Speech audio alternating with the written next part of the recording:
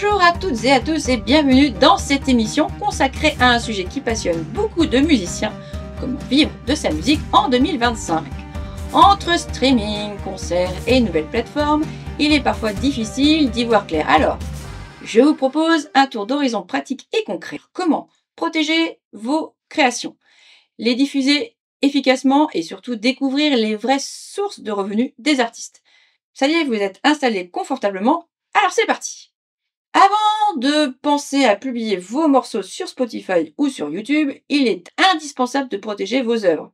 Une bonne idée, une belle mélodie peuvent se faire copier en un instant. En France, il existe la SACEM, Société des auteurs, compositeurs, éditeurs de musique, qui reste l'organisme de référence. Pour y adhérer, il faut s'acquitter de 100 € de frais d'inscription.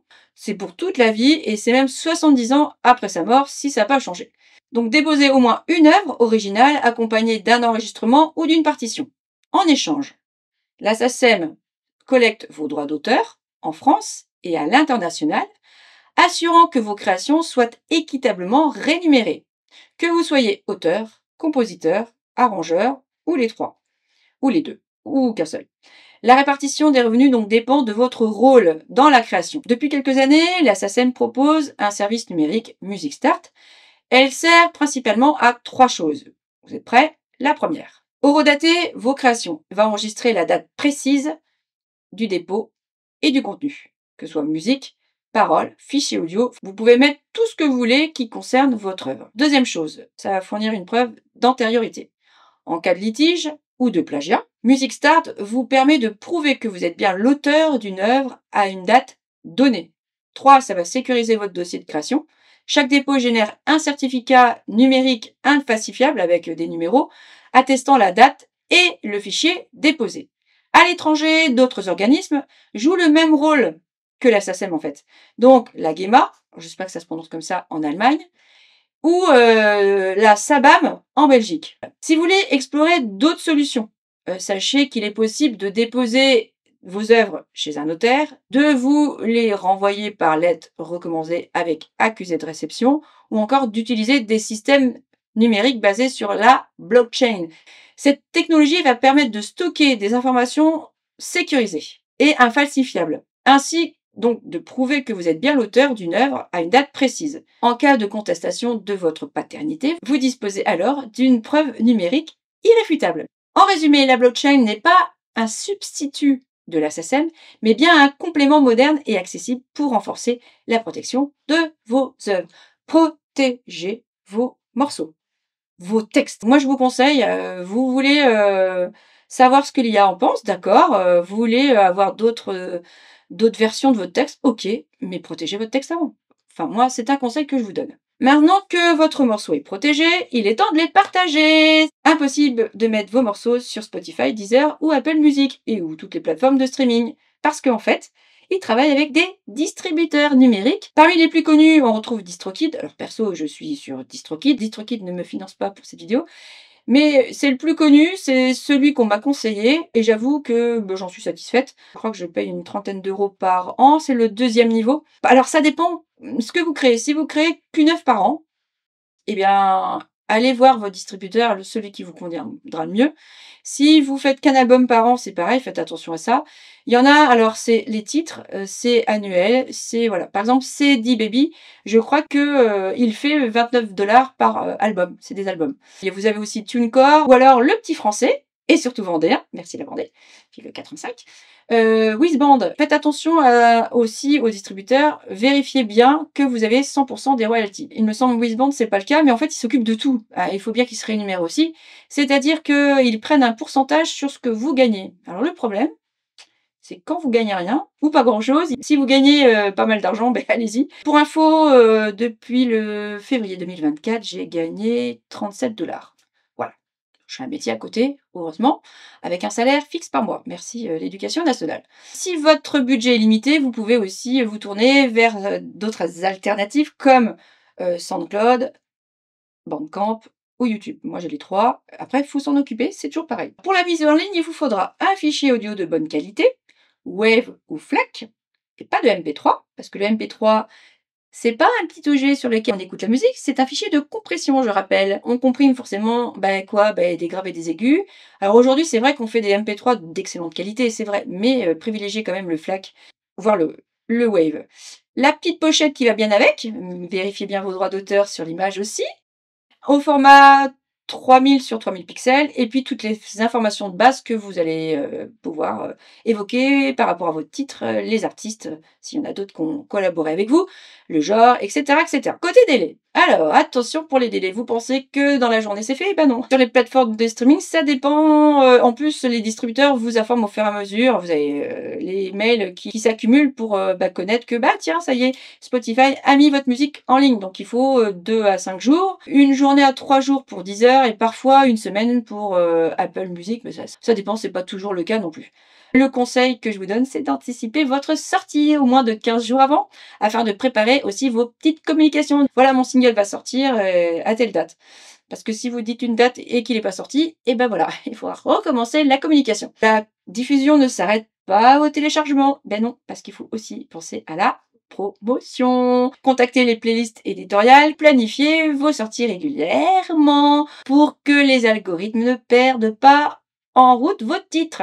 Donc toujours les mettre en avant. C'est pour ça que maintenant j'ai arrêté de faire un album tous les 2 ans. Là je suis sur une comédie musicale qui s'appelle Au-delà des rêves. Je viens de sortir mon premier clip. Allez le voir sur Stella-Sarah avec un H. Je vous mets le lien si vous voulez en dessus. Et l'idée c'est à chaque fois que j'ai fini le single, je publie. Déjà c'est moins long pour moi et puis pour ceux qui me suivent aussi. Maintenant on va passer aux choses sérieuses. Combien rapporte un titre diffusé en streaming? Vous êtes prêts?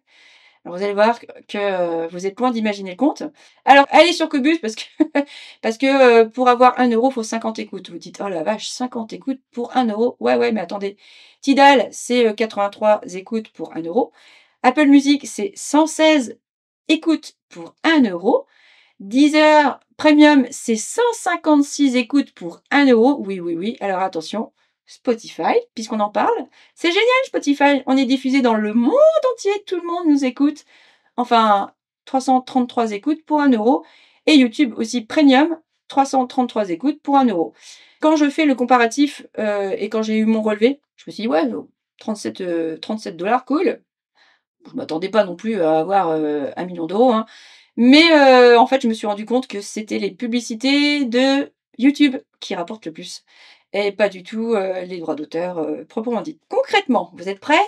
Si on fait notre petit calcul, pour gagner 1 200 € sur Spotify par mois, il faut concrètement 400, j'ai bien dit 400 000 écoutes par mois, en sachant que nos distributeurs nous donnent de l'argent tous les 3 mois. Donc, il faut bien gérer en plus son argent. Et pour qu'une écoute soit comptabilisée, il faut rester un peu plus de 30 secondes pour chaque morceau. Donc ne scrollez pas trop, parce qu'en fait, ça sert à rien, parce que nous, on n'a pas de droit d'auteur plus que ça. On en parle des streamings frauduleux sur Spotify? Ouais, on va en parler. Donc je suis petit auteur, compositeur, arrangeur. J'ai pas beaucoup de vues, et je ne sais pas pourquoi, et j'aimerais bien que quelqu'un me réponde, pourquoi ma musique, mes titres font référence à des streamings frauduleux.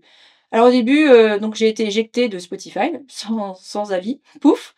Votre titre a été retiré. Voilà, je me dis: «Mais qu'est-ce que j'ai fait?» Je trouvais bizarre aussi que c'était des Scandinaves, alors je veux pas dire le pays parce que je veux pas leur jeter la pierre, écoutent ma musique, 3000 écoutes en une nuit. Je dis: «Ouh là, c'est bizarre ce truc-là». Je dis: «Beh, en plus, qu'est-ce qu'ils comprennent à mes paroles?» Elles sont en français, mes paroles, donc, et en fait, voilà, c'était un bot qui a généré des fausses vues.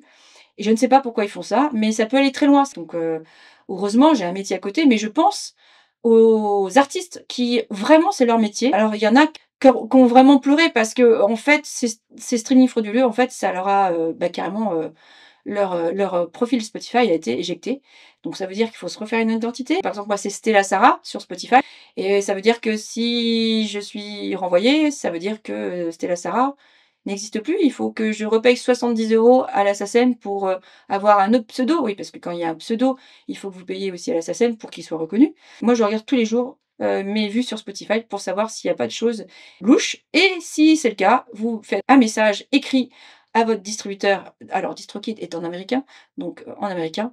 et Spotify, les 2 en même temps pour, éviter qu'on vous enlève, votre titre et surtout relevez bien, ça c'est le gros conseil que je vous donne, au fur et à mesure je note les différentes playlists, frauduleuses. Alors ce que je trouve, assez extraordinaire, c'est que nous, on nous enlève nos titres, par contre les playlists, elles restent.